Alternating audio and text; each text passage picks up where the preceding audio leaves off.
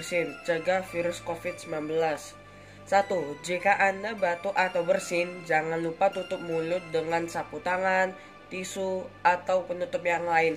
Seperti gambar yang di samping ini sudah betul memakai sapu tangan. Jangan seperti gambar yang di atas, tidak menutup mulutnya. 2. Jika Anda tidak bawa sarana penutup mulut, gunakan lengan baju atas untuk menutup mulut Anda. Seperti gambar yang di samping ini.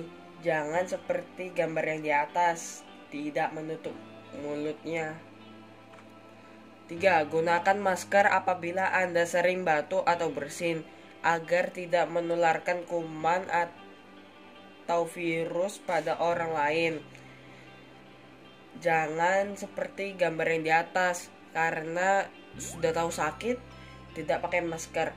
Contohnya adik ini sudah memakai masker. 4. Cuci tangan dengan air sabun setelah dan sebelum kontak dengan orang lain.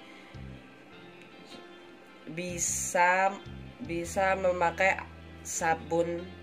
air sabun seperti gambar yang di atas. Bisa memakai hand sanitizer.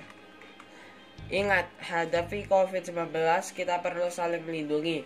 Saya melindungi Anda melindungi saya. Terima kasih.